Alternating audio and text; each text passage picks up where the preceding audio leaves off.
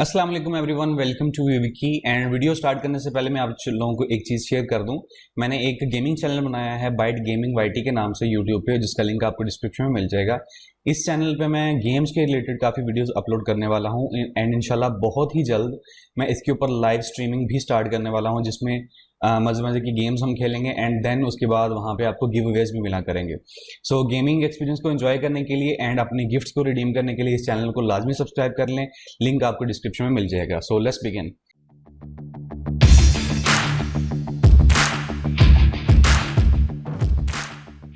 Okay, तो अब हम करते हैं आज हमारी जो ये वीडियो है, इसका पर्पज है CS508 की असाइनमेंट का सोल्यूशन। अब ये जो CS508 है, ये सब्जेक्ट बहुत ही ज़्यादा मज़े का है। जैसे इसका टाइटल है मॉडर्न प्रोग्रामिंग लैंग्वेजेस। तो इस एक सब्जेक्ट के अंदर लगभग 15 से 16, 18, 20 के लगभग जो है लैंग्वेजेस के बारे में डिस्कस किया गया है सिंगल बुक के अंदर।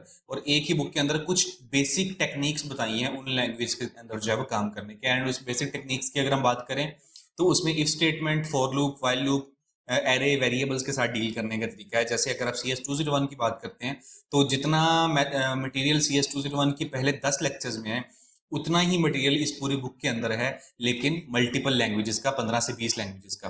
तो आज की ये जो असाइनमेंट है CS508 की, ये काफ़ी डिफरेंट है बाकी असाइनमेंट्स में से। तो आपने ये वीडियो को कंप्लीट देखना है कि उसमें 5-6 स्टेप्स हैं और कोई भी एक स्टेप मिस हो गया, आपकी फाइल जो है वो करप्ट रहेगी। जैसे इन्होंने यहाँ पे मेंशन किया हुआ है, इसका मकसद यही था क्योंकि यहाँ पे इसके करप्शन के चांसेस होते हैं। एंड अगर ये फाइल करप्ट होगी तो आपको 0 मार्क्स मिलेंगे। सो इसलिए आपने मेथड को पूरा देखना है।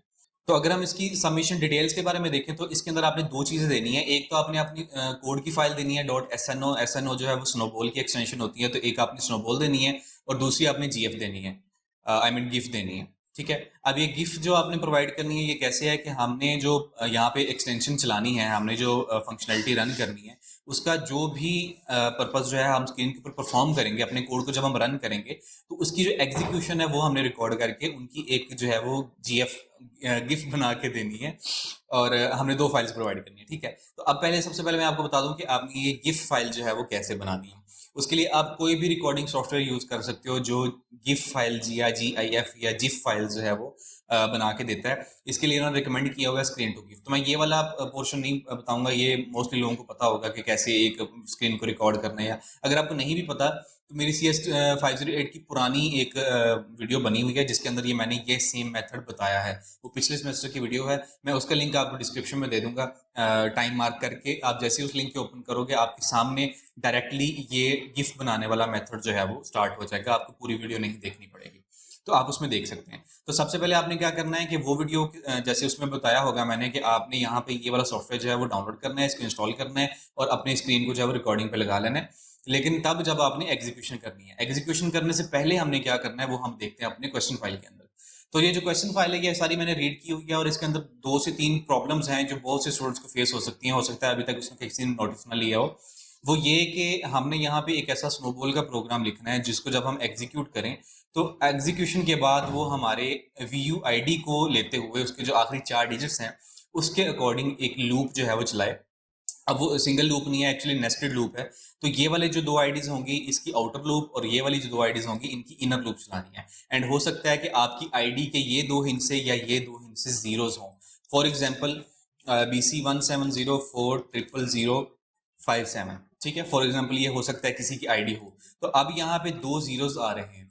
अब 2 जीरो की हम लूप नहीं चला सकते क्योंकि 0 टाइम कोई लूप नहीं होती। अगर हम यहाँ पे 0 लिखेंगे लूप चलेगा ही नहीं, हमारा प्रोग्राम कोई एग्जीक्यूशन नहीं देगा। तो ऐसा अगर कोई सीन है कि ये वाली वैल्यूज 2 जीरो आती हैं या ये वाली वैल्यूज 2 जीरो आती हैं, फॉर एग्जांपल आपकी आईडी जो है वो ये है, मैं लिख ही लेता हूँ बेहतर है, BC160401000 फॉर एग्जांपल, या ये आपकी आईडी है या फिर आपकी 1500 फॉर एग्जांपल आपकी ये वाली आईडी है। तो ये वाले 2 हिस्से या ये आखिरी वाले 2 हिस्से अगर आपके 0 हैं तो आपने क्या करना है ये मैं आपको यहाँ पे बताऊंगा। तो सबसे पहले हमने क्या करना है, सबसे पहले हम देखते हैं कि इस सिचुएशन के अकॉर्डिंग हमारा कोड क्या बनता है। तो स्नोबॉल का कोड जो है वो बहुत सिंपल सा होता है। सबसे पहले मैं आपको इसका स्नोबॉल का जो है वो कोड बताता हूँ। गिफ्ट मैंने ऑलरेडी बना के रखा हुआ है सिर्फ आपको बताने के लिए कि आपने फाइल कैसे सबमिट करवानी है। सो आप गिफ्ट के लिए वो वीडियो देख सकते हो, लिंक आपको डिस्क्रिप्शन में मिल जाएगा। तो ये रहा हमारा कोड जो हमने यहाँ पे सबमिट करवाना है। अब कोड इसका बिल्कुल सिंपल है, लेकिन यहाँ समझने वाली थोड़ी सी चीज़ है, तो मैं आपको थोड़ा सा समझा देता हूँ। यहाँ पे अगर आप देखें तो सबसे पहले हमने एक आउटपुट नाम का एक वेरिएबल लिया और उसके अंदर हमने क्या किया, सिंगल कोटेशन के अंदर हमने एक मैसेज जो है वो शो करवा दिया। जैसे हम CS201 के अंदर या C++ के अंदर जो है वो डबल कोटेशन के अंदर सी आउट करते थे, तो वो हमारा मैसेज स्क्रीन के ऊपर आया था। इसका भी यही पर्पज है। देन हमने यहाँ पे आउट इन अंडरस्कोर एन नाम का एक वेरिएबल क्रिएट किया फॉर एग्जांपल, और उसको हमने 1 से इनिशियलाइज कर दिया, क्योंकि हमने लूप चलानी है तो हम 1 से स्टार्ट करते हैं और ये वाले जो हमारे हिस्से होंगे यहाँ तक हमने जो है वो लूप चलानी है। एंड उसके बाद हमने ये आउटर लूप के लिए एक जो है वो फंक्शन क्रिएट किया। ये आप कह सकते हैं कि जैसे हम CS में अपना C++ के अंदर जो है वो लूप चलाते होते हैं, फॉर और उसके बाद स्टेटमेंट्स और उसके बाद फिर फॉर लूप और उसके बाद स्टेटमेंट्स, ये भी सेम वही तरीका है। इसके अंदर ये आउटपुट अंडरस्कोर एन और ये INN अंडरस्कोर एन ये इनर लूप के लिए और आउट जो है वो आउटर लूप के लिए दो वेरिएबल्स हैं। अच्छा, यहाँ पे हमने क्या करना है, फर्स्ट लाइन के अंदर हमने इस आउटपुट को जनरेट करवाना है। ठीक है, हमने आउटपुट कॉल करवाया और उसके बाद हमने क्या करवाया, एक मैसेज अंदर शो करवाया दिया कि outer loop is equal to, और उसके बाद हम लूप का नंबर शो करवाएंगे। एक्चुअली हमने नंबर ही शो करवाना है कि ये लूप इतनी बार चलनी चाहिए और इतनी बार चल चुकी है वगैरह वगैरह। एंड ये जो हमारी नेक्स्ट लाइन है इसके अंदर क्या है, out underscore N is equal to out underscore N plus 1, यहाँ पे हो रहा है इंक्रीमेंट। तो अगर आपको याद हो CS201 के अंदर जब हमने किया था C++ का इंक्रीमेंट, तो वो दो तरीके से होता था, या हम लिखते थे I++ सेमीकोलन, या फिर हम लिखते थे I is equal to I+1 semicolon. तो यहाँ पे हम डायरेक्टली I++ शायद नहीं लिख सकते थे, मैंने एक बार ट्राई तो किया था लेकिन शायद मैंने गलत किया था या वटेवर, या हम नहीं कर सकते शायद इसलिए एरर आ रहा था वहाँ पे। तो इसलिए मैंने ये तरीके के बजाय ये वाला मेथड जो है वो यूज किया। नॉर्मली हर एक ने यही मेथड यूज किया, सो इट्स ओके। एंड यहाँ पे ये वाला मेथड हमने अप्लाई किया है कि आई हमारा वेरिएबल था तो यहाँ आउट वेरिएबल था तो आउट लिख दिया, and out is equal to आउट+1, तो ये हमारा इंक्रीमेंट यहाँ पे बन गया। तो जैसे यहाँ पे ये इतनी तीन लाइंस थी, इसी तरह यहाँ पे ये वाली दो लाइंस हैं, तो ये मैं दोबारा से नहीं समझाऊंगा, सेम पर्पज है, सेम का काम है, बस ये है कि ये पहले चलेगा और ये इसके इनसाइड चलेगा, दैट्स इट। अब यहाँ पे 2 से 3 चीजें हैं देखने वाली, कि ये LE का क्या मतलब होता है, S का क्या मतलब होता है और ये F का क्या मतलब होता है। प्लस आपको कैसे पता चलेगा कि ये अंदर चल रही है, क्योंकि हमें यहाँ पे आप देखें कि किसी किस्म की ब्रैकेट्स नहीं लगी हुई, तो हमें कैसे पता चलेगा कि ये लूप के अंदर ये वाली लूप चल रही है। वो इसलिए आप यहाँ पे देख सकते हो कि INN underscore n is equal to 1, हमने इस लूप को इसके अंदर जो है वो इंक्रीमेंट करवाया हुआ है। सो जब ये लूप चलेगी तो उसके लिहाज से इसके इंक्रीमेंट भी चेंज होंगे और इसकी वैल्यूज भी चेंज होती जाएंगी। अब बात ये आती है कि यहाँ पे ये LE, S और ये जो F फंक्शंस हैं इनका क्या मतलब है। सबसे पहले ये जो LE है ये हमारी एक किस्म की इफ स्टेटमेंट है, एंड इस पूरे का पूरा मतलब ये बनता है कि LE which means if this variable is less than और इक्वल टू दिस। ठीक है, यहाँ पे आपका आउटर लूप का वैल्यू आएगा जो भी आपकी आईडी होगी। ठीक है, सो इसके बारे में आपको एक आर्टिकल मैंने सर्च किया था, वो मैं आपको बताता हूँ। यहाँ पे आप देख सकते हैं, आपकी स्क्रीन के ऊपर आपको दिख रहा होगा कि LE x इंटू वाई और आगे क्या लिखा हुआ है, integer x is less than और इक्वल टू वाई। तो सेम पर्पस हमारा यहाँ पे है कि ये वाला वेरिएबल यानी कि इसकी जो भी वैल्यू होगी वो लेस देन और इक्वल टू 2 है जब तक, तो ये हमारी जो है वो एग्जीक्यूशन होती रहेगी, क्योंकि स्नोबॉल में एक्चुअली में लूप का कोई कॉन्सेप्ट है नहीं है, तो हमें एक्चुअली में लूप क्रिएट करनी पड़ती है। सिमिलरली यहाँ पे जो S है और F है इसके लिए भी एक सेपरेट आर्टिकल निकाला था, इनके लिंक्स आपको डिस्क्रिप्शन में मिल जाएंगे। एंड इसके अंदर क्या पर्पस था, S का मतलब है सक्सेस और F का मतलब है फेलियर। सक्सेस का मतलब ये है कि ये मतलब उसकी एग्जीक्यूशन को स्टार्ट रखेगा, मतलब अगर ये सक्सेस हो जाता है तो इसकी एग्जीक्यूशन हो जाएगी, एंड अगर नहीं होता विच मीन्स के फेलर, और फेलर के अंदर हमने रखा हुआ है आउट, विच मीन्स के हमारा प्रोग्राम जो है वो टर्मिनेट हो जाएगा, एग्जिट हो जाएगा। अगर ये लाइन जो है वो एग्जिट होती है और हमारा सिस्टम फेल होता है तो वो चला जाएगा आउट के ऊपर, यानी कि हमारा पूरे का पूरा कोड जो है वो टर्मिनेट हो जाएगा। एंड अगर ये वाली लाइन होगी तो वो हमारा वापस से आउटर लूप के पास जो है चला जाएगा। ये एफ एक किस्म का आप कह सकते हैं कि फेलर होने पे गो टू स्टेटमेंट का काम करता है। तो अगर हमारी एग्जीक्यूशन फेल हो जाती है तो एक किस्म का गो टू दिस या फेल टू दिस, तो ये एक ही पर्पज से काम करेगा। सो ये तो था हमारा कोड। अब इसके अंदर हमने चेंजेस कहाँ करनी है वो मैं आपको बताता हूँ बाद में। सबसे पहले आपने यहाँ पे लिखनी है अपनी आईडी। सो BC16040 यहाँ पे मैं कर लेता हूँ फॉर एग्जाम्पल 20 और यहाँ पे मैं कर देता हूँ 30, जस्ट आपको दिखाने के लिए कि एग्जीक्यूशन होती है। इसी तरह हमने यहाँ पे भी 20 कर देना है, यहाँ पे 30, यहाँ पे 20 और यहाँ पे 30। इसके बाद मैं आपको बताता हूँ उन लोगों के लिए जिनका यहाँ पे 0 या यहाँ पे 0 आता है उन्होंने क्या करना है, एंड फिर मैं आपको ये भी बताता हूँ कि चेंजेस कहाँ पे करनी है। सो ये हमने कोड अपना सेव कर लिया। सेव करने के लिए आपने क्या करना है, सबसे पहले सबसे जो पहला स्टेप है, अब स्टेप नंबर 1 वो ये है कि आपने दिए गए नीचे डिस्क्रिप्शन के अंदर लिंक से आपने ये snowball4 की एक जिप फाइल है, इसको आपने डाउनलोड करना है। उसके बाद आपने इसको जो है वो एक्सट्रैक्ट करना है। फॉर एग्जांपल मैं यहीं पे कर लेता हूँ, एक्सट्रैक्ट हेयर कर लिया, तो स्नोबॉल की एक .exe फाइल आपको मैं यहाँ पे मिलेगी। देन आपने क्या करना है कि आपने अपना जो है वो माई कंप्यूटर में जाना है, वहां पे सी ड्राइव के अलावा किसी भी और पार्टीशन के अंदर जो है आपने इसका एक फोल्डर बना के वहां पे रखना है। तो फॉर एग्जांपल मैं स्टडी के फोल्डर में काम करता हूँ, तो मैं स्टडी के फोल्डर में जाता हूँ, यहाँ पे जाके मैं एक न्यू फोल्डर क्रिएट करता हूँ, उसका नाम मैं रखता हूँ SNOBOL4, और ये मैंने सारे स्मॉल लेटर्स ही रखे हैं, आपने भी स्मॉल ही रखने हैं, याद रखिएगा। ठीक है, इसका मैं फोल्डर क्रिएट कर लेता हूँ और इस फाइल को मैं उस फोल्डर के अंदर रख देता हूँ। देन आपको ये कोड फाइल भी वहां से नहीं मिल जाएगी। आपने क्या करना है कि इस कोड फाइल को, वैसे तो मैं .SNO फाइल ही दे दूंगा, लेकिन अगर आपके पास SNO फाइल हुई तो उसका तो सिंपल तरीका है कि आप इसको यहाँ पे रख के कॉपी पेस्ट कर देंगे। लेकिन अगर आपके पास SNO फाइल नहीं है तो आपने क्या करना है, आपने ये जो कोड है, इस कोड को जो है वो कॉपी करना है, राइट क्लिक कॉपी, और यहाँ पे आके आपने एक जो है वो टेक्स्ट डॉक्यूमेंट बनाना है। किस नाम से? अपनी आईडी के नाम से। तो मैं यहाँ पे BC160 लिख देता हूँ, ठीक है। और उसकी जो एक्सटेंशन होगी वो हमने रखनी है .SNO। तो अगर आपको डायरेक्टली एक्सटेंशन दिख रही है तो आप यहाँ से SNO कर लें, अगर नहीं दिख रही, टेक्स्ट डॉक्यूमेंट बनाएं BC160 के नाम से, उसको ओपन करें, उसके अंदर कोड को पेस्ट करें, फाइल पे जाएं, सेव एज पे जाएं, BC160 यहाँ से ऑल फाइल्स कर दें और .txt की जगह पे आप यहाँ पे .SNO कर लें। बड़े लफ्जों में लिख लें, छोटे लफ्जों में लिख लें, SNO कोई फर्क नहीं पड़ता। एंड उसके बाद आप चाहें तो ये टेक्स्ट डॉक्यूमेंट जो है वो डिलीट कर सकते हैं। सो कोई भी पर्पज आप करना चाहें, दोनों मेथड से आप इसको इजीली कर सकते हैं। नेक्स्ट यहाँ पे बात आती है कि अब आपने इसको एग्जीक्यूट कैसे करना है। एग्जीक्यूशन के इसके दो मेथड है, 32 बिट का अलग मेथड है, 64 बिट का अलग मेथड है। तो 30 अपने सिस्टम के आर्किटेक्चर के लिए आपने माई कंप्यूटर पर राइट क्लिक करके प्रॉपर्टीज में जाना है, एंड वहां पे जाके आपने देखना है कि आपके सिस्टम का आर्किटेक्चर कौन सा है। मेरा 64 बिट है तो मेरा ये 32 बिट वाला मेथड काम नहीं करेगा, लेकिन मैं आपको 32 बिट का एक मेथड बता देता हूँ। उसके लिए आपने क्या करना है कि आपने CMD ओपन करना है। CMD में जाने के बाद आपने यहाँ पे जो है वो इसकी जो CMD की कमांड्स होती हैं वो यूज करनी है, और आपने चेंज डायरेक्टरी करने के बाद आपने सबसे पहले अपनी ये जो F एक्सटेंशन, मेरा F में पड़ा हुआ है तो आपका जिसमें पड़ा होगा आपने वहां पे आना है, आपने चेंज डायरेक्टरी करके snowball4 में जाना है, और उसके बाद आपने सेम वही कमांड यूज करनी है जो 64 बिट में की जाएगी। मोस्टली स्टूडेंट का 64 बिट ही होता है, तो इसलिए मैं आपको डायरेक्टली 64 बिट का मेथड ही बता देता हूँ। सेम मेथड यहाँ पे भी अप्लाई होता है, क्योंकि मैं यहाँ पे भी कर नहीं सकता तो इसलिए मैं यहाँ पे आपको करके दिखा नहीं पाऊंगा। तो 64 बिट के लिए आपको चाहिए डॉसबॉक्स। डॉसबॉक्स का डाउनलोड लिंक भी आपको डिस्क्रिप्शन में मिल जाएगा, आपने इसको डाउनलोड करना है, उसको ओपन करना है, 2 बार नेक्स्ट पे क्लिक करना है, डॉसबॉक्स जो है वो इंस्टॉल हो जाएगा। उसके बाद आपने डॉसबॉक्स को ओपन करना है, ठीक है, एंड इसके अंदर अब हमने अपनी कमांड्स लिखनी है। सबसे पहले आपने क्या कमांड लिखनी है, विच इज माउंट स्पेस, अब ये कौन सी, यहाँ पे आपकी जो भी ड्राइव होगी उसका लेटर लिखना है F, मेरा F है तो मैंने F लिख दिया, space again F colon backslash, ठीक है, इतना लिख के आपने एंटर दबा देना, ठीक है। तो आपको ये मैसेज यहाँ पे आ जाएगा। उसके बाद आपने अगेन F लिख के कॉलन दबाना है और एंटर क्लिक कर देना है। तो आपका हमारी डायरेक्टरी जो है, हम F में, अब हम इस वक्त F में जा चुके हैं, अब हमने जाना है snowball4 के फोल्डर में। तो यहाँ पे हम लिखेंगे CD चेंज डायरेक्टरी SNOBOL4 और एंटर। तो अब हम snowball4 की डायरेक्टरी में आ चुके हैं।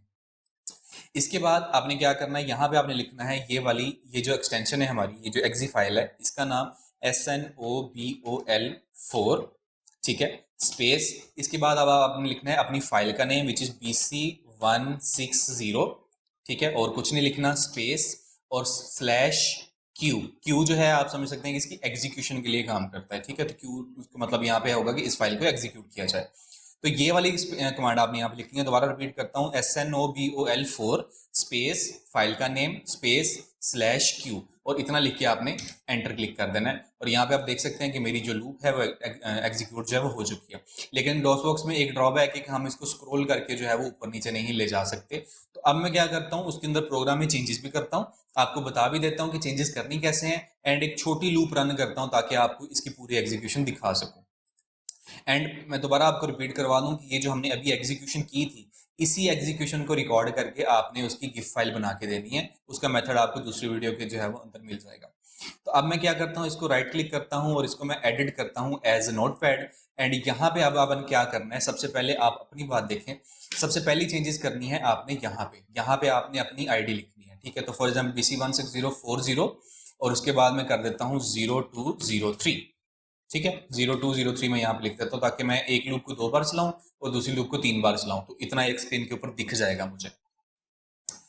देन यहाँ पे उन लोगों के लिए जिनका 0 आता है वो अपना यहाँ पे 00 ही लिखेंगे। यहाँ पे फॉर एग्जाम्पल BC1604000 और फॉर एग्जाम्पल यहाँ पे आ जाता है 11, ठीक है। इस तरह की आपकी आईडी है, तो आप अपनी आईडी जिस तरीके से है वैसे ही लिखेंगे। लेकिन आपने क्या करना है कि अगर आउटर लूप के अंदर 2 0 आ रहे हैं तो आपने यहाँ पे लूप को जो है वो 1 टाइम एग्जीक्यूट करना है।